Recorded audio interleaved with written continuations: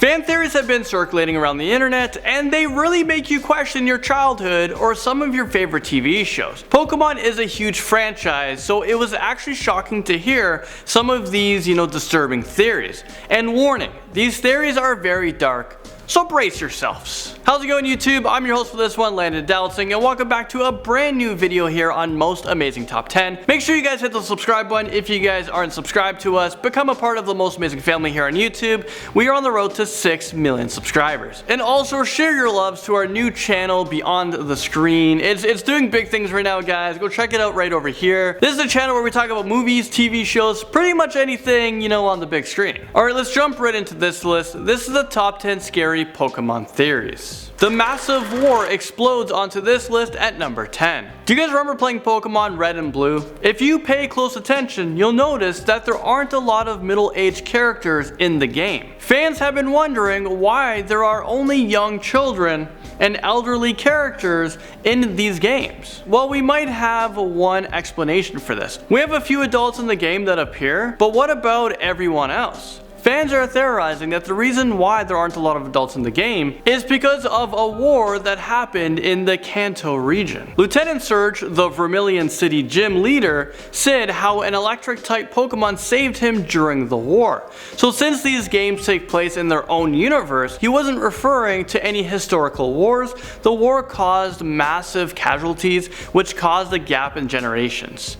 This might actually explain why Professor Oak gives every new trainer a Pokédex. He wants to collect information about those people who were lost in the war and to see, what Pokemons were able to survive. It's a pretty fascinating theory. Starter Pokemon breaks into this list, number 9. Have you guys ever wondered why starter Pokemons can't be caught in the wild? Well, the answer is actually pretty dark and logical if you guys really think about it. So when humans first learned how to catch Pokemon, the starters were probably the first ones to be caught because they can easily be controlled, tamed, and they have power evolutions. But humans caught them in high amounts, so now they're considered as endangered species. And they don't have a natural habitat anymore. They're considered protected Pokemon, which explains why only scientists have them. And oh yeah, in Pokemon Snap, it is believed that the starter Pokemon are sent here to breed and freely roam around. That is why you can only take pictures of them and not catch anything. CUBONE uses its dead mother's bone as armor, and this takes us to number 8. Things got pretty dark. Well, isn't that sweet? Note to self, don't catch any wild CUBONEs.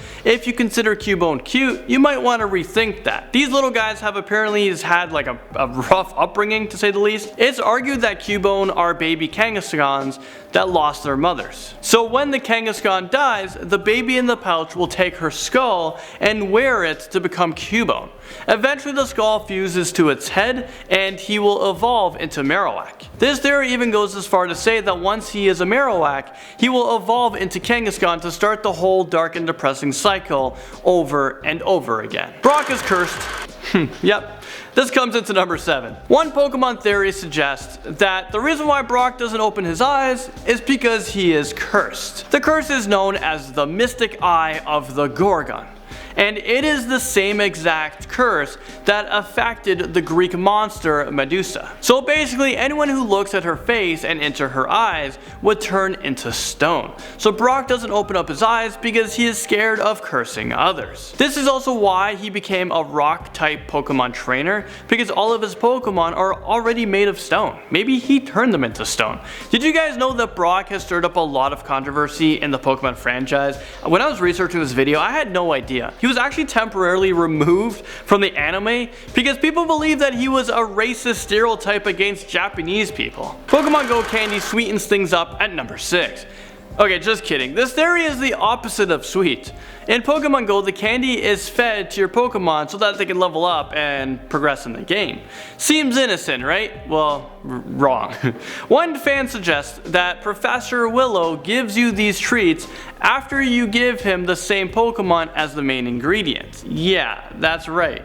Pokemon can only eat their specific candy, so basically you're literally hunting, cooking, and feeding your Pokemon's dead corpse to their breed. So yeah, your beloved Pokemon are gonna grow up as cannibals. Items are left over from dead trainers, and this comes in at number 5. Okay, wait a minute, what? this kind of makes no sense. I've always wondered where those random items come from. I mean, I didn't think too much about it, didn't think too hard about it. I was able to sleep at night not knowing, but I mean, it's hard to believe that someone in the Pokemon universe would hide these useful items around for trainers to find. User Cooper from Reddit believes that all of these random items are from trainers. Trainers who have had unfortunate circumstances. Let's just say, yeah, they passed away. Well, maybe there are some really violent and aggressive Pokemon that killed them. Maybe Team Rocket is more sinister than we all thought.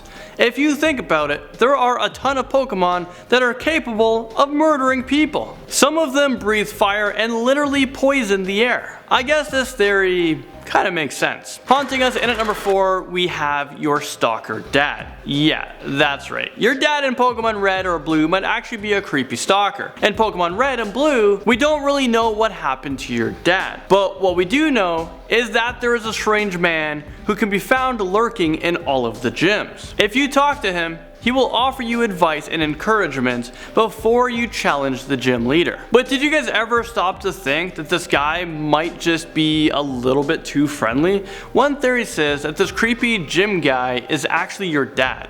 Apparently your mom left him when she was pregnant and she raised you on your own. But your dad wanted to make up for some lost time, so he secretly follows you around. He uses the gyms as an excuse to talk to you without revealing who he is, but we're on to him. I mean, someone call the police. I want a restraining order right now. Ash is in a coma, and this theory brings us to number 3.